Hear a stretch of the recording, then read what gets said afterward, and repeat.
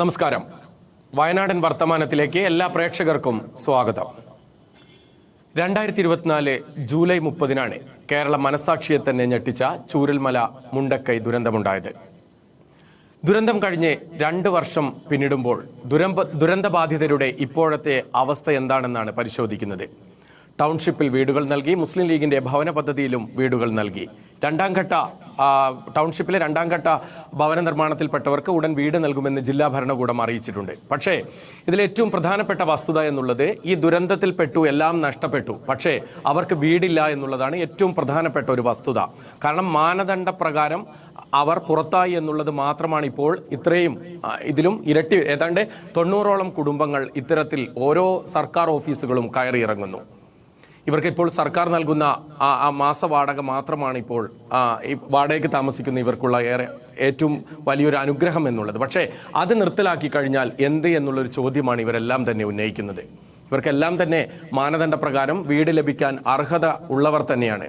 ഇതിനു മുൻപ് ഈ 2ാം വാർഷികത്തിൽ ഞങ്ങൾ ഈ ഒരു ഇത്തരത്തിലുള്ള 2 പേരുടെ ഒരു ദുരിത കഥ ഞങ്ങൾ പ്രേക്ഷകരിലേക്കും ഒപ്പം തന്നെ റവന്യൂ മന്ത്രിയുടെ ഉൾപ്പെടെ ശ്രദ്ധയിലും പെടുത്തുകയുണ്ടായി. ആ ഒരു അവസ്ഥയിൽ റവന്യൂ മന്ത്രി പറഞ്ഞൊരു കാര്യം എന്നുള്ളത് ഇവരുടെ കാര്യത്തിൽ പ്രത്യേക പരിഗണന, അതുപോലെ തന്നെ കൃഷിമന്ത്രി ടി സിദ്ദീഖ് ഉൾപ്പെടെയുള്ളവരും വ്യക്തമാക്കിയത് അവരെ പൂർണ്ണമായും തഴഞ്ഞിട്ടില്ല, അവരുടെ കാര്യത്തിൽ ഉചിതമായൊരു തീരുമാനം എടുക്കുമെന്നുള്ളതാണ്. എന്തൊക്കെയാണ് ഇവർക്ക് ഇത്തരത്തിൽ എല്ലാം നഷ്ടപ്പെട്ട ആ വീടിൽ പോലും അല്ലെങ്കിൽ സർക്കാരിൻ്റെ ഭവന പദ്ധതിയിൽ പോലും ഉൾപ്പെടാത്ത ഇവർക്ക് എന്തൊക്കെ കാര്യങ്ങൾ പറയാനുണ്ട്, നമുക്ക് പരിശോധിക്കാം. ചേച്ചി എവിടെ നിന്നാണ് വരുന്നത്? മുണ്ടക്കൈയിലായിരുന്നു ഞങ്ങൾ താമസിച്ചിട്ടുണ്ടായത്. പിന്നെ പടവെട്ടിൽ ആദ്യം ഞങ്ങൾക്ക് ഒരു 10 സെൻറ്റ് സ്ഥലവും ചെറിയൊരു വീടുണ്ടായിരുന്നു. അത് പൂർണ്ണമായി പോയി എന്ന് പറഞ്ഞാൽ അത് വാസയോഗ്യമല്ലാതെ കൊണ്ട് മെമ്പർമാർ പഞ്ചായത്തിൽ നിന്ന് ആൾ വന്ന് ഇതിലിരിക്കാൻ പറ്റില്ല എന്ന് പറഞ്ഞ് ഞങ്ങൾക്ക് ലൈഫിൽ വീട് പാസ്സാക്കി തന്നു. പാസ്സാക്കി തന്നപ്പോൾ സ്ഥലമല്ല. അപ്പോൾ ഞാൻ 10 സെൻറ്റ് സ്ഥലത്തിൻ്റെ പട്ടയം കൊണ്ട് ബാങ്കിൽ കൊണ്ട് വെച്ചിട്ടാണ് മോളെ ആഭരണങ്ങളൊക്കെ വെച്ചിട്ടാണ് 5 സെൻറ്റ് സ്ഥലം മുണ്ടക്കൈയിൽ വാങ്ങി പിന്നെ ലൈഫിൽ നിന്ന് വീട് പാസ്സാക്കി തന്നു. പിന്നെ തറയിട്ട് വെട്ടുകല്ലും അടിച്ചു വെച്ചു. 2 ലക്ഷം രൂപ അവർ തരുകയും ചെയ്തു. പക്ഷേ ഇതുവരെ വീട് എനിക്ക് കിട്ടിയിട്ടില്ല. എന്തുകൊണ്ടാണ് വീട് കിട്ടുകയെന്ന് ചോദിച്ചാൽ അത് അറിയില്ല. ഞാൻ കുറേ പ്രാവശ്യം കളക്ടർ ഓഫീസിലൊക്കെ കയറി ഇറങ്ങിയ വരും. ആദ്യം പറഞ്ഞു 17 ലിസ്റ്റ് വരുന്നതിൽ നിങ്ങളെ പേരുണ്ടാവും എന്ന് പറഞ്ഞു. ഇല്ല. പിന്നെ 49 ലിസ്റ്റ് വന്നു, 49 ആളെ പേര് വന്നു, അതിലും ഇല്ല. ഇപ്പോൾ ഒന്നുമില്ലാതെ ഞങ്ങൾ നടക്കുക. ഇപ്പം എങ്ങനെയാണ് ജീവിതമൊക്കെ കഴിയുന്നത്? ഈ 9,000 കിട്ടുന്നതുകൊണ്ട് ജീവിച്ചു പോകുന്നു. ഇത് നിർന്നു കഴിഞ്ഞാൽ ഞങ്ങൾ എന്ത് ചെയ്യുന്ന ഒരു ഇതും അറിയില്ല. എന്താണ് ഇപ്പോൾ നിങ്ങളിപ്പോൾ പറഞ്ഞു ഈ ഒരു ദുരന്തം നടന്ന് 2 വർഷം പിന്നിട്ടു. സർക്കാർ ഓഫീസുകളിലും അതുപോലെ വയനാടിൻ്റെ സ്വന്തം മന്ത്രിയുണ്ട്. അദ്ദേഹം മന്ത്രിയാവുമ്പോൾ തന്നെ പറഞ്ഞു, ഞങ്ങൾക്ക് നൽകിയ ആദ്യത്തെ അഭിമുഖത്തിൽ തന്നെ അദ്ദേഹം പറഞ്ഞത് ഇങ്ങനെയുള്ള ആളുകളുടെ കാര്യത്തിൽ പ്രത്യേക ശ്രദ്ധ പതിപ്പിക്കുമെന്നുള്ളതാണ് അദ്ദേഹം പറഞ്ഞത്, മന്ത്രി ടി സിദ്ദീഖ്. അപ്പോൾ അതിലെന്തെങ്കിലും ഒരു നടപടിയോ മാറ്റങ്ങളോ ഉണ്ടോ? മാറ്റം ഇതുവരെ വന്നിട്ടില്ല. എനിക്ക് 63 വയസ്സായി. ഞാൻ ഇനി അധ്വാനിച്ചൊരു വീട് കെട്ടാനുള്ള വഴിയും എനിക്കില്ല. കാരണം അതിനുള്ള പ്രായം എനിക്കില്ല, ഒന്നുമില്ല. പിന്നെ ഒരു മോനാണുള്ളത് എനിക്ക്. അതുകൊണ്ട് ഞാൻ എന്ത് ചെയ്യണമെന്ന് എനിക്ക് തന്നെ അറിയാതായിട്ടുണ്ട് ഇപ്പോൾ. കാരണം അങ്ങനത്തെ ഒരു സിറ്റുവേഷനിലാണ് ഇപ്പോൾ നമ്മൾ ജീവിച്ചു പോകുന്നത്. ഇതിവിടെ തന്നില്ലെങ്കിൽ നമുക്ക് വേറൊരു വഴിയും നമ്മൾ കാണുന്നില്ല, നമ്മളെ മുന്നിലൊരു വഴിയും കാണുന്നില്ല. എന്താണ് ഇപ്പോൾ യഥാർത്ഥത്തിൽ നിങ്ങൾക്ക് വീട് തരാതിരിക്കാൻ സർക്കാരോ അല്ലെങ്കിൽ ബന്ധപ്പെട്ടവരൊക്കെ പറയുന്ന ഒരു കാരണം എന്താണ്? അതൊന്നും ഇതുവരെ പറഞ്ഞിട്ടേ ഇല്ല. അപ്പോൾ എങ്ങനെയാണ് ഈ വീടില്ല എന്നുള്ളത് മനസ്സിലായത്? ലിസ്റ്റിൽ ഇതുവരെ വന്നിട്ടില്ല. 4 പ്രാവശ്യം ഞാൻ കൊടുത്തത് ലിസ്റ്റെല്ലാം ഞാൻ കൊണ്ടുവന്നിട്ടുണ്ട്. പിന്നെ തറയിൽ നിന്നെടുത്ത ഫോട്ടോ കൊടുത്തിട്ടുണ്ട്. എല്ലാ സംഗതികളും നമ്മൾ കൊടുത്തതുമാണ്. തറയിൽ നിന്നെടുത്ത ഫോട്ടോവും 2 ലക്ഷം പിന്നെ പഞ്ചായത്തിൽ നിന്ന് തന്ന ആ ലിസ്റ്റും 5 സെൻറ്റ് സ്ഥലത്തിൻ്റെ നീതി കിട്ടും എല്ലാം ഞാൻ വില്ലേജ് ഓഫീസർക്ക് കൊടുത്താൽ. വില്ലേജ് ഓഫീസർ പറഞ്ഞ് നിങ്ങൾക്ക് കിട്ടും, നിങ്ങൾ പേടിക്കേണ്ട, കിട്ടും എന്ന് പറഞ്ഞു. ഇപ്പോൾ അവരുടെ വില്ലേജ് ഓഫീസർ അവരും വന്ന് കണ്ടതാണ്, സ്ഥലങ്ങളൊക്കെ വന്ന് കണ്ടതാണ്. പക്ഷെ ആരും ഒരു വിവരം ഒന്നും പറയണില്ല. ഇന്നതാണ് നിങ്ങൾക്ക് കിട്ടാത്തതൊന്നും പറഞ്ഞെങ്കിൽ നമുക്ക് അതിനനുസരിച്ച് നടപടി ചെയ്യാം. 9,000 രൂപ നിന്ന് പോയാൽ എന്ത് ചെയ്യണമെന്ന് അറിയാത്തൊരു അവസ്ഥയാണ്. താങ്കളിലേക്ക് വരാം. ചേച്ചി, എന്താണ് നിങ്ങളൊരു അവസ്ഥ? എന്താണ്? ഞങ്ങൾ ചൂരൽമല സ്കൂൾ റോട്ടിലാണ് താമസം. 2 വർഷമായി ദുരന്തം കഴിഞ്ഞിട്ട് ഞങ്ങൾക്ക് ഇതുവരെ വീട് കിട്ടിയിട്ടില്ല. ലിസ്റ്റ് ഞങ്ങൾ ചോദിക്കുമ്പോഴൊക്കെ ഇന്ന് വരും, നാളെ വരും എന്ന് പറയും. ഇതുവരെ വന്നിട്ടില്ല. ഞങ്ങൾ എന്താ ചെയ്യാമെന്നൊരു പിടുത്തല്ലാതെ ഞങ്ങൾ ഇരിക്കുകയാണ്. ഈ 9,000 ഉറുപ്പ്യ ഞങ്ങൾക്ക് കിട്ടുന്നുണ്ട്, വാടക 6,000, അതല്ലാത്തൊന്നുമില്ല. അത് നിന്ന് കഴിഞ്ഞാൽ ഞങ്ങൾ എന്താ ചെയ്യാമെന്ന് ഞങ്ങൾക്ക് അറിയുന്നില്ല. അപ്പോൾ എല്ലാവരും കൂടിയിട്ട് മന്ത്രിമാരും വില്ലേജ് ഓഫീസറും എല്ലാവരും ചേർന്നിട്ട് ഞങ്ങൾക്കൊരു വീട് അന്തി ഉറങ്ങാൻ എല്ലാവരും കൂടി ഞങ്ങളെ സംഘടിപ്പിച്ച് ഞങ്ങൾക്ക് തരണം. ഈ ദുരന്ത സമയത്ത് ചേച്ചി എവിടെയായിരുന്നു? ഞാൻ വീട്ടിലായിരുന്നു, ചൂരൽമല വീട്ടിലായിരുന്നു. സ്വന്തം വീടായിരുന്നു? ആ, സ്വന്തം വീട്. 48 സെന്റ് സ്ഥലം, ഒരു വീട്. ഞങ്ങൾ ഓടി പത്മനാഭം അവിടെ ഒരു സ്ഥലമുണ്ട് കാപ്പിക്കാട്, അതിൽ രാത്രി അവിടെ പോയി നിന്ന് നേരം വെളുക്കണവരെ ഞങ്ങൾ അവിടെ നിന്ന് ആ മഴയും കൊണ്ട്. എന്നിട്ട് രാവിലെ രക്ഷാപ്രവർത്തകരൊക്കെ വന്ന് ക്യാമ്പ് കൊണ്ടുപോയി അവിടെ ഞങ്ങൾ നിന്ന്. എന്താണ് ഇപ്പോൾ വീടിന്റെ കാര്യം ചോദിക്കുമ്പോൾ എന്താണ് പറയുന്നത്? വീടിൻ്റെ കാര്യം ചോദിക്കുമ്പോൾ അവർ ലിസ്റ്റ് വരും, ഇന്ന് വരും, നാളെ വരും, അങ്ങനെ പറഞ്ഞിട്ട് ആ ഒരു വിശ്വാസത്തിൽ ഞങ്ങൾ നിൽക്കുകയാണ്. ഇനിയിപ്പോൾ അവിടെ പരിശോധിക്കാൻ ആരൊക്കെ വന്നിട്ടുണ്ട് പറഞ്ഞു. ഇനി അവിടെ കൊണ്ടുപോയി കാണിക്കണം നമ്മളെ വീടൊക്കെ, എന്നിട്ട് അവരെന്താ പറയുന്നതെന്ന് പിന്നെ അവരെന്താ വെച്ചാൽ ചെയ്യട്ടെ. അല്ല അപ്പൊ ഇപ്പോ നിങ്ങൾ വീടിന്റെ കാര്യം ചോദിക്കുമ്പോൾ എന്താ പറയുന്നത്? ലിസ്റ്റിൽ ഉൾപ്പെട്ടിട്ടില്ല എന്നാണോ പറയുന്നത്? ലിസ്റ്റിൽ വരും എന്നാ പറയുന്നത്. ലിസ്റ്റ് ഇതുവരെ വന്നിട്ടില്ലല്ലോ. ആ ലിസ്റ്റ് എവിടെ പോയി ആർക്കറിയാം? അപ്പൊ ഒരു അന്തിമ ലിസ്റ്റ് ഇതുവരെ സർക്കാർ പ്രഖ്യാപിച്ചിട്ടില്ല. ഇല്ല. ഓക്കെ. ഇനി അവരെല്ലാവരും കൂടിയിട്ട് ഞങ്ങൾക്കൊരു വീട് അന്തി ഉറങ്ങാൻ തരണം. ഓക്കെ. എന്താണ് നിങ്ങളെ ആവശ്യം? എവിടെയായിരുന്നു താമസിച്ചിരുന്നത് ഈ ദുരന്ത സമയത്ത്? ഇപ്പോൾ എവിടെയാണ് താമസിക്കുന്നത്? എന്താണ് നിങ്ങളെ മാനദണ്ഡത്തിൽ നിന്ന് പുറത്തു പോകാനുള്ള ഒരു സാഹചര്യം എന്താണ്? ഞങ്ങൾ താമസിക്കുന്നത് മുണ്ടക്കായാണ്. മുണ്ടക്കായ് മസ്ജിദിൻ്റെ സമീപമാണ്, പാടിയിലാണ്. ഞങ്ങൾക്ക് 5 സെൻറ്റ് സ്ഥലമാണ് ആപ്പാടിയുള്ളത്. അത് പുഞ്ചിരിമട്ടാണ്. വീട് പണി തുടങ്ങാൻ വേണ്ടി നിൽക്കുകയായിരുന്നു. PMI ലിസ്റ്റിലൊക്കെ ഉൾപ്പെട്ടതാണ്. കുടുംബത്തിൽ നിന്നുള്ള നഷ്ടങ്ങളൊക്കെ ഉണ്ട്. നിരന്തരമായി ഈ 2 വർഷം ഞങ്ങൾ ഓഫീസിൽ കയറി ഇറങ്ങുക അല്ലാണ്ട് ഒരു പ്രതിവിധിയും ഇതിനില്ല. എനിക്ക് ഈ ഉദ്യോഗസ്ഥന്മാരടുത്ത് പറയാനുള്ളത്, കേൾവി ശക്തി നഷ്ടപ്പെട്ട അല്ലെങ്കിൽ കണ്ണുകാഴ്ച നഷ്ടപ്പെട്ട ഉദ്യോഗസ്ഥരാണ്. കാരണം നമ്മളെ വിഷമങ്ങൾ കേൾക്കാൻ തയ്യാറല്ല. അവിടെ ഈ ലോകം മൊത്തം നടക്കിയ ഒരു ദുരന്തമാണ്. ഈ ദുരന്തം എല്ലാവരും നടക്കിയ ഒരു ദുരന്തമായിട്ടും അവിടെ പോയി ആ കൃത്യമായി ഉദ്യോഗസ്ഥർക്ക് പഠിക്കാൻ പറ്റിയിട്ടില്ലെങ്കിൽ അവരെന്താ പറയുക, കണ്ണുകാഴ്ച നഷ്ടപ്പെട്ട ഉദ്യോഗസ്ഥർ തന്നെ പറയാൻ പറ്റുള്ളൂ. ഇതിൽ കുറേ മാഫിയകളുടെ സ്വാധീനങ്ങൾ ചെലുത്തിയിട്ടുണ്ട്. കാരണം അവരുടെയൊക്കെ സ്വാധീനം കൊണ്ടാണ് അവിടെ കുറേ പേര് അനധികൃതമായിട്ടുള്ള ലിസ്റ്റിൽ കയറിയിട്ടുള്ളത്. ഇത് ശരിക്കും പുനരന്വേഷണം നടക്കേണ്ട ഒരു കാര്യമാണ്. എവിടെ നിന്നൊക്കെ വന്ന് ജോലി സംബന്ധമായി വന്ന ആളുകൾക്ക് അവിടെ വീടുണ്ട്. അവിടെ ജനിച്ചു വളർന്ന ആ മണ്ണിൽ ജനിച്ചു വളർന്നിട്ടുള്ള ആളുകൾക്ക് അവിടെ വീടില്ല. ഞങ്ങൾ ശരിക്കും വരത്തന്മാരായി. ഇത് ഞങ്ങൾക്ക് മനസ്സിലാക്കുന്നത്, ഈ ബംഗ്ലാദേശികൾ കുടിയേറി പാർത്ത് ബംഗ്ലാദേശികൾക്കും കൂടി ഇങ്ങനെയൊരു അവസ്ഥ ഉണ്ടാകില്ല. അതിനെക്കാട്ടി ദുരന്തമായിട്ടുള്ള ഒരു അവസ്ഥയാണ് ഇപ്പോൾ ഞങ്ങൾക്കുള്ളത്. എന്താ ഇപ്പോൾ നിങ്ങൾ ഈ വീടിന്റെ കാര്യം ചോദിക്കുമ്പോൾ എന്താണ് അധികൃതർ പറഞ്ഞത്? ഇപ്പോൾ ചേച്ചി സൂചിപ്പിക്കേണ്ട ഈ അന്തിമ ലിസ്റ്റ് വന്നിട്ടില്ല. പക്ഷെ നമ്മളൊക്കെ അതുമായി ബന്ധപ്പെട്ട് ഒരുപാട് വാർത്തകൾ നൽകിയിരുന്നു. ഈ അന്തിമ ലിസ്റ്റ് വരാത്തത് കൊണ്ട് ദുരന്തബാധിതരൊക്കെ ആശങ്കയിലാന്ന് പറഞ്ഞിട്ട്. എന്താണ് നിങ്ങൾ ഈ ലിസ്റ്റിന്റെ കാര്യം ചോദിക്കുമ്പോൾ അവരെന്താ പറയുന്നത്? ലിസ്റ്റിൻ്റെ കാര്യങ്ങൾ നിരന്തരമായി ചോദിക്കുമ്പോൾ അവർ പറയുന്നത്, ഞങ്ങളെ പ്രൂഫായിട്ട് കൊണ്ടുപോകും. സ്ഥലം നഷ്ടപ്പെട്ട അല്ലെങ്കിൽ മറ്റുള്ള രേഖകളായിട്ടുള്ള പോക്ക് ഞങ്ങൾ പോകുമ്പോൾ അവർ പറയുന്നത് വരും. കഴിഞ്ഞ തെരഞ്ഞെടുപ്പിൻ്റെ മുൻപ് വരും പറഞ്ഞു, വന്നില്ല. തെരഞ്ഞെടുപ്പ് കഴിഞ്ഞിട്ട് വരും പറഞ്ഞു, വന്നില്ല. ഈ ജൂലൈ 30 വരും പറഞ്ഞു, വന്നില്ല. ഇങ്ങനെ വരും പറയാന്നല്ലാണ്ട് വരുന്നില്ല. ഇപ്പോൾ വന്ന ഗവൺമെൻറ്റിനോട് നമുക്കൊരു വിശ്വാസം ഉണ്ടായിരുന്നു. അവർ ഇലക്ഷൻ്റെ മുന്നിൽ ജയിക്കുന്നതിന് മുൻപ് ഇത് കൂടുതലായിട്ട് അവർ ഉന്നയിച്ചിട്ടുണ്ടായിരുന്നു. ഇപ്പോൾ അവർ സൈലൻ്റാണ്. ഇപ്പോൾ ഈ യഥാർത്ഥത്തിൽ ഈ നിങ്ങൾക്ക് പല മാനദണ്ഡങ്ങളാണ്. അപ്പോൾ നമുക്കറിയാം മത്തായി കമ്മീഷൻ്റെ റിപ്പോർട്ട് ഉൾപ്പെടെയുള്ള കാര്യങ്ങളിലൊക്കെ അതുകൊണ്ട് മാനദണ്ഡത്തിന് പുറത്തായി ഒരുപാടുണ്ട്. അപ്പോൾ യഥാർത്ഥത്തിൽ ഈ അർഹരല്ലാത്ത, ഇപ്പോൾ ആളുകളെ പേരൊന്നുമല്ല നമ്മൾ ചോദിക്കുന്നത്, അനർഹരായിട്ടുള്ളവർക്ക് ഒരുപാട് പേർക്ക് വീട് കിട്ടിയിട്ടുണ്ടോ? ഒരുപാട് പേർക്ക്. ഒന്നാമത് ഫാൾട്ട് എന്ന് വെച്ച് കഴിഞ്ഞാൽ ഈ റേഷൻ കാർഡ് അടിസ്ഥാനത്തിലാണ്. ഈ റേഷൻ കാർഡ് അടിസ്ഥാനത്തിൽ വെച്ച് നോക്കുമ്പോൾ അച്ഛനക്ക് വീട്, മകനക്ക് വീട്, മരുമകൾക്ക് വീട്, ഇതൊക്കെയാണ് അവിടെ നടന്നത്. ഒരു കുടുംബത്തിൽ 3 വീടുണ്ട്. ഈ 3 വീട് പൈസ വാങ്ങിച്ചിട്ട് സംഘടനയുടെ വീട്ടിലും പോയിട്ടുണ്ട്. നമുക്ക് പൈസ ഒന്നല്ല ആവശ്യം. ഇപ്പോൾ ഞങ്ങൾക്ക് പൈസയാണ് ആവശ്യം എന്നുണ്ടെങ്കിൽ സംഘടനയുടെ വീട് കിട്ടാൻ തയ്യാറാണ്. നമുക്ക് പൈസ അല്ല, നമുക്ക് ഗവൺമെൻറ്റിൻ്റെ വീടാണ് വേണ്ടത്. ഞങ്ങൾ ആ ഗവൺമെൻറ്റിൻ്റെ വീടിന് അർഹതപ്പെട്ടവരാണ്. അതിനാണ് ഞങ്ങൾ ഇത്രയും വെയിറ്റ് ചെയ്ത് നിൽക്കുന്നത്. കാരണം ഞങ്ങൾ കണ്ണുമുന്നിൽ കാണുന്നത് അനർഹരായിട്ടുള്ള ആൾക്കാരാണ് ഇപ്പോഴും ഈ ടൗൺഷിപ്പിൻ്റെ ഉള്ളിൽ. എവിടെ നിന്നൊക്കെ വന്ന് അവിടെ ജോലിയായിട്ട് താമസിക്കുന്നവർക്കുണ്ട് വീട്. അവർക്കാണ് ഈ മൈക്രോ പ്ലാനിലുള്ളത്. ഞങ്ങൾക്ക് മൈക്രോ പ്ലാനിൻ്റെ 2 ലക്ഷം പോലും ഞങ്ങൾക്ക് കിട്ടുന്നില്ല. ഞങ്ങൾ ആരത്തെ പറയേണ്ടത്? ഈ പറയുന്ന ഉദ്യോഗസ്ഥന്മാരത്ത് പറയുമ്പോൾ അവരൊക്കെ കൈയൊഴിയാണ്. ഓക്കെ, താങ്കളിലേക്ക് വരാം. അച്ഛൻ്റെ എന്താണ്, എവിടെ നിന്നാണ് വരുന്നത്? നിൽക്കുന്ന ബുദ്ധിമുട്ടുണ്ടോ? പടിഞ്ഞാറത്തറയാണ് ഇപ്പോൾ വാടകയ്ക്ക് താമസിക്കുന്നത്. എവിടെയായിരുന്നു നേരത്തെ ദുരന്തം ഉണ്ടാകുമ്പോൾ? എവിടെയായിരുന്നു? ഞങ്ങൾ ഇവിടെ ചൂരൽമല ആയിരുന്നു. അതിൽ ഒന്നായിട്ട് ഇങ്ങനെ രാത്രി 1 മണിക്ക് ഒന്നായിട്ട് അടിച്ച് വെള്ളം വന്നു. ഞാനാണ് ബസ്സിൽ എണിച്ചത്. ഒച്ച കേട്ടിട്ട് ഇതുവരെ ഇല്ലാത്ത ഒച്ച. അതിൽ എണിച്ച് കുട്ടികളെ കേൾപ്പിച്ചിട്ട് ഞങ്ങൾ പുറത്ത് ഓടി നോക്കുമ്പോൾ ഒന്നായിട്ട് അടിച്ച് വരുന്നുണ്ട്. ഞങ്ങൾ റോഡിൻ്റെ താഴേക്ക് ഓടിയിട്ടുണ്ടെങ്കിൽ ഞങ്ങൾ പോയിട്ടുണ്ടാവും. മേലേക്ക് ഓടിയതുകൊണ്ട് കുന്നുംപുറത്ത് ഓടി കഴിച്ചിലായതാണ്. അതിന് അവിടെ പോയി ക്യാമ്പിലേക്ക് ഞങ്ങൾ കൊണ്ടുപോയി. നേരം വെളുക്കണവരെ അവിടെ നിന്ന് പിന്നെ ആൾക്കാർ വന്ന് ക്യാമ്പിൽ കൊണ്ടുപോയി. ക്യാമ്പിൽ കൊണ്ടുപോയിട്ട് അവിടെ കിടത്തി.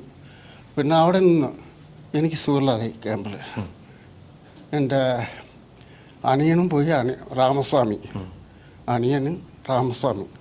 അവൻ തലേ ദിവസം പറഞ്ഞതാ ഉരുൾ പൊട്ടും എന്ന് പറഞ്ഞ് ചാനലിലൊക്കെ പറഞ്ഞതാണ്. അതെ അതെ അതെ. രാമസ്വാമി ആകെ ഒരു അനിയനേ ഉള്ളൂ. അനിയൻ്റെ മകനും പോയി, വിജയബാലൻ. ഇതൊക്കെ അവർ ബോഡി കാണാൻ വേണ്ടി വിജയബാലൻ്റെ കണ്ടപ്പോൾ എനിക്കെന്താ സുഖമില്ലാതെ ഉടനെ വിംസ് ആസ്പത്രിയിൽ കൊണ്ടുപോയി രാത്രി. അപ്പോൾ അവിടെ പോയപാട് ഓപ്പറേഷൻ ചെയ്തു. അപ്പോൾ സുഖമില്ലാതായി. അങ്ങനെ ഓക്കെ. അപ്പോൾ ഈ ഒരു സംഭവത്തിന് ശേഷം ഇപ്പോൾ ഈ പറഞ്ഞതുപോലെ ഒരുപാട് ദുരന്തങ്ങളും ദുരിതങ്ങളും ഒക്കെ അനുഭവിച്ചിട്ടുണ്ട് സ്വന്തം ഇതൊക്കെ. ഇപ്പോഴത്തെ ഒരു അവസ്ഥ എന്താണ്? ഇപ്പോഴത്തെ എല്ലാ സ്ഥലത്തും ഞങ്ങൾ പോയി പറഞ്ഞു, നമ്മാരി വീട് ആവശ്യപ്പെട്ടു. നേരത്തെ വീട്ടിലായിരുന്നോ അല്ലെ പാടിയിലായിരുന്നോ താമസിച്ചിരുന്നത്? ഞങ്ങൾ മുണ്ടക്കൈയായിരുന്നു.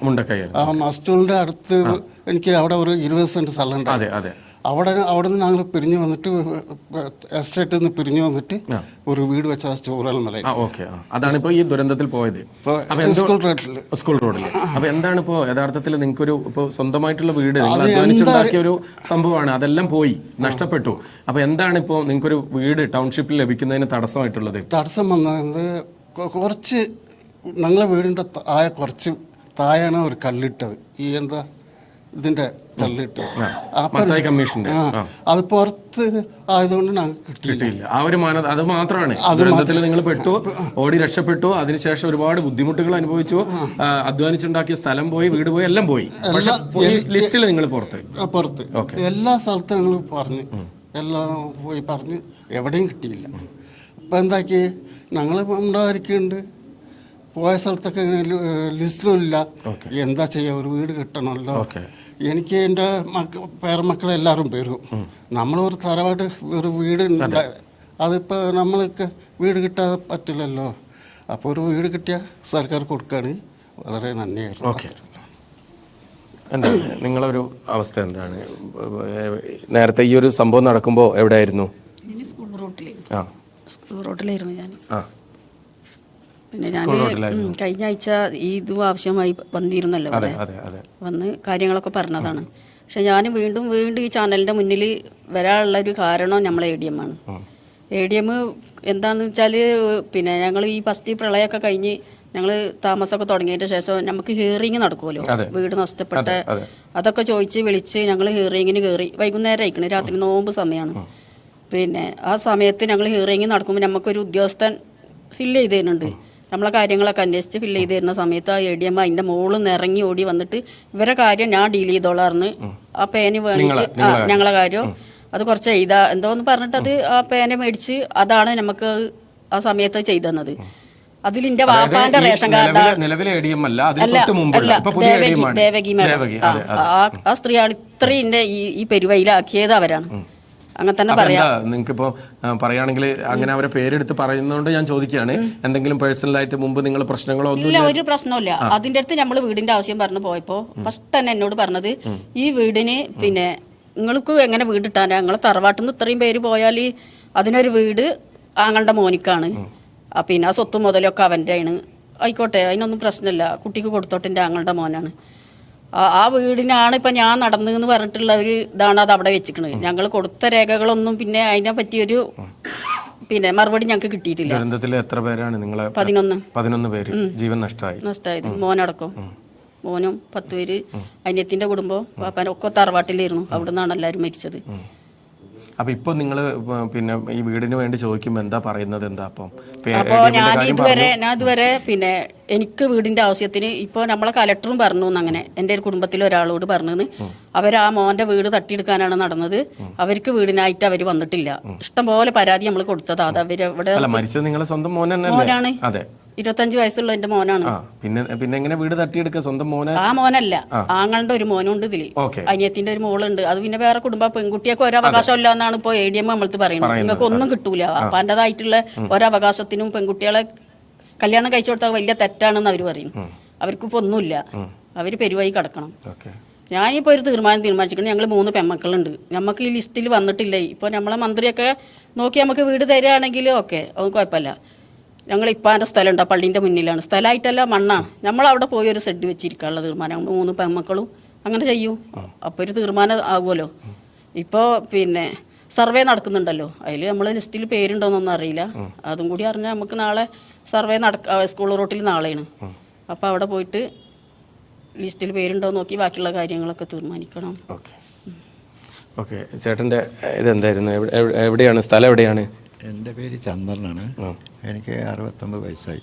ഞാൻ മുണ്ടക്കായിൽ സ്ഥിരം താമസമാണ്. ഞങ്ങൾ 10-60 വർഷമായിട്ട് അവിടെ തന്നെയാണ് താമസം. മുണ്ടക്കായിൽ കുടുംബമായിട്ട് താമസിച്ചിട്ടാണ്. ഞങ്ങൾ പാടിയിലായിരുന്നു. അപ്പോൾ ഈ ഉരുളുപൊട്ടി 3-4 പ്രാവശ്യമായിട്ട് ഉരുളുപൊട്ടുമ്പോഴൊക്കെ ഞങ്ങൾ അവിടെ നിന്ന് മാറലുണ്ട്. കൊല്ലം ഞങ്ങൾ മഴ കൂടുമെന്ന് കണ്ടാൽ മെമ്പർമാർ ആരെങ്കിലുമൊക്കെ വന്ന് പറയും മഴ കൂടും എന്നൊക്കെ പറയുമ്പോൾ ഞങ്ങൾ മുൻകൂട്ടി കണക്കെടുത്തിട്ട് ഞങ്ങൾ മാറലുണ്ട്. അങ്ങനെ മാറിയതല്ല, ഞങ്ങളെ പാടിയൊന്നും പോയിട്ടില്ല. ഞങ്ങൾ മദ്രസിൻ്റെ മുകളിൽ പാടിയാണ്. അവിടെ വെള്ളമൊന്നും കയറിയിട്ടില്ല. അപ്പോൾ ഞങ്ങൾ മുണ്ടക്കൈക്കാരാണ് ഫസ്റ്റ് ഇത് അനുഭവപ്പെട്ടത്. മുണ്ടക്കൈക്കാരാണ്. മുണ്ടക്കായിലാണ് ഉരുള് പൊട്ടിയത്. എന്നിട്ടാണ് ചൂരൽമലയിലേക്ക് മുണ്ടക്കായി ഗ്രാമം പറയുന്നത് പോയി ഒന്നുമില്ല. അപ്പം ഞങ്ങൾക്ക് മുൻഗണന കിട്ടാതെ മറ്റുള്ളവർക്കാണ് മുൻഗണന കൊടുത്തിട്ട് മറ്റുള്ള എവിടെ നിന്നൊക്കെ ജോലിക്ക് വന്ന ആൾക്കാരൊക്കെ അതിൽ നുഴഞ്ഞു കയറിയിട്ടുണ്ട്. അതിലൊക്കെ പരമായിട്ട് ഞങ്ങൾക്ക് ആദ്യം മുൻഗണന തന്നെ. ഞങ്ങൾ കുറച്ച് ആൾക്കാരുണ്ട്, അത് ഞങ്ങൾക്ക് മുൻഗണന. അപ്പോൾ എന്താണ് ഇപ്പോൾ നിങ്ങൾ വീടിൻ്റെ ഞങ്ങൾ എല്ലാവരുടെയും അപേക്ഷ കൊടുത്തു. എന്നിട്ട് ഞങ്ങൾ നേരിട്ട് കളക്ടർ എടുത്ത് പോയി. അന്നൊരു ലേഡി ആയിരുന്നു. അപ്പോൾ അവർ പറഞ്ഞു നിങ്ങളെ പാടി പോയിട്ടില്ലല്ലോ, അതുകൊണ്ട് നിങ്ങൾക്കൊന്നും അർഹതയില്ല. നേരിട്ട് അല്ല, ഇതിലൊരു സംശയം ചോദിച്ചോട്ടെ. ഈ പാടി എന്നുള്ളത് നിങ്ങൾ എസ്റ്റേറ്റിൽ ജോലി ചെയ്യുന്നതുകൊണ്ട് നിങ്ങൾക്ക് വാടക കൊടുക്കാതെ താമസിക്കുന്ന സ്ഥലം. പക്ഷേ എസ്റ്റേറ്റ് പിരിഞ്ഞു കഴിഞ്ഞാൽ നിങ്ങൾ ഈ പാടി ഒഴിവാക്കി കൊടുക്കേണ്ട കമ്പനിക്ക് കൊടുക്കണം. പിന്നെ കിടപ്പാടല്ല. അപ്പോൾ ആ കളക്ടർ പറഞ്ഞത് അങ്ങനെയാണ്. അത് ഇത് പൊട്ടിയ ശേഷമാണ് ഞങ്ങൾ കളക്ടറേറ്റ് നേരിട്ട് പോയതാ. ഞാൻ പോയില്ല, എൻ്റെ ഭാര്യയും എൻ്റെ മോളും കൂടി പോയി. അപ്പോൾ മോൾ ഇവിടെ അടുത്താണ് ജോലി വരുന്നത്. അപ്പോൾ വേറെ ആൾ പറഞ്ഞിട്ടാണ് കളക്ടർ പോയത്. കളക്ടറിൻ്റെ അടുത്ത് പറഞ്ഞപ്പോൾ കളക്ടർ പറഞ്ഞത് നിങ്ങൾക്ക് കിട്ടാനുള്ള ഒരു അർഹതയില്ല, പാടിയിൽ താമസിക്കുന്ന കാര്യം കൊടുത്തില്ല. അപ്പോൾ പാടി താമസിക്കുന്ന ഇഷ്ടം പോലെ കൊടുത്തിട്ടുണ്ട്. ആ കാര്യം നിങ്ങൾ ശ്രദ്ധപ്പെടുത്തിയിരുന്നു. അപ്പോൾ അത് ലീസ്റ്റ് വരട്ടെ, ഇനി ലീസ്റ്റ് വരുമ്പോൾ നമുക്ക് നോക്കാം. അപ്പോൾ യഥാർത്ഥത്തിൽ ഇതിലിപ്പം മനസ്സിലാവുന്ന ഒരു കാര്യം, നിങ്ങളുടെ സംസാരത്തിൽ നിന്ന് മനസ്സിലാവുന്ന ഒരു കാര്യം എന്ന് പറയുന്നത്, ഈ മാനദണ്ഡം പറഞ്ഞതിൽ നിന്നും വ്യത്യസ്തമായി ഇതിന് പുറത്തായവർക്കും വീട് കൊടുത്തിട്ടുണ്ട് എന്നുള്ളതാണ്. നിങ്ങൾ പാടി ആയതുകൊണ്ട് നിങ്ങൾക്ക് വീട് തരുന്നില്ല, പക്ഷെ പാടിയിൽ താമസിക്കുന്ന മറ്റുള്ളവർക്കും വീട് കൊടുത്തിട്ടുണ്ട്. ഓക്കെ. അത് ഉരുളുപൊട്ടിനൊരു തലേ ദിവസം വരെ എൻ്റെ ഭാര്യ അവിടെ പണിക്ക് പോയതാ എസ്റ്റേറ്റിൽ. അന്ന് പിറ്റേ ദിവസം ഞായറാഴ്ച ആയതുകൊണ്ട് പണിയില്ല എന്ന് പറഞ്ഞുകൊണ്ടാണ് അന്ന് തിരിച്ചു വന്നത്. ഈ ഭാര്യ അവിടെ ഉണ്ടാവും, ഇവിടെ നഷ്ടപ്പെട്ടില്ലെങ്കിലും ഭാര്യ അവിടെ ഉണ്ടാവും. തൽക്കാലം നമുക്കൊരു ഇതല്ലേ. ഇപ്പൊ എവിടെയാ ചേട്ടൻ താമസിക്കുന്നത്? കാപ്പംകൊല്ലിയിലെ താമസം. വാടകയ്ക്ക് സർക്കാരിന്റെ പൈസ കിട്ടുന്നുണ്ട്. ഓക്കെ. എന്താണ് ശരിക്കും നിങ്ങൾ എവിടെ നിന്നാണ് വരുന്നത്? എന്തൊക്കെയാണ്? ചൂരൽമല 12-ാം വാർഡിലും മുസ്ലിമിലും തൊട്ട് താമസിക്കുന്ന ആളാണ്.